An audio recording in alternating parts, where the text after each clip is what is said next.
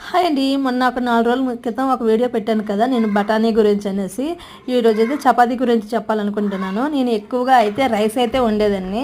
హిందీ వాళ్ళు ఎక్కువగా చపాతీ అనేది వండుకుంటారు కదా, అందుకని వాళ్ళు ఎప్పుడు ఏముండవు అని అన్నప్పుడల్లా నేను రైస్ వండానని చెప్పేదాన్ని.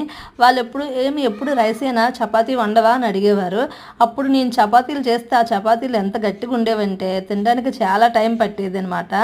అలా చేస్తూ చేస్తూ అలవాట్లో ఏదైనా మనకు వస్తూ ఉంటుంది కదా, ఏ పనైనా చేస్తూ ఉండగా అలాగే ఇప్పుడు చపాతీలు చేయడం నాకు చాలా చక్కగా వచ్చాయి. ఇప్పుడు చపాతీ చేస్తే సాఫ్ట్గా మెత్తగా ఉంటాయి. మనకి రైస్ ఎంత ఇంపార్టెంటో వాళ్ళకి రోటీ అంత ఇంపార్టెంట్ అనమాట. హిందీ వాళ్ళకి ఎవరికైనా మాత్రంగా వాళ్ళు పరాటాలు అనేసి రకరకాలుగా మనం చేసుకుంటారు. మనం అలాగే బిర్యానీ రైస్ రకరకాలుగా మనం చేసుకుంటాము. ఎవరికి నచ్చిన ఫుడ్ వాళ్ళు ఎంజాయ్ చేస్తారు కదండి. వాళ్ళు నన్ను ఎప్పుడు అడిగినా నేను అదే చెప్పేదాన్ని, నాకు ఎక్కువ రైస్ ఇష్టం అందుకే నేను రైస్ వండుతాను అని అనేది. లేదు చపాతీ తింటే స్ట్రాంగ్ అవుతారని అనేవారు. సబ్స్క్రైబ్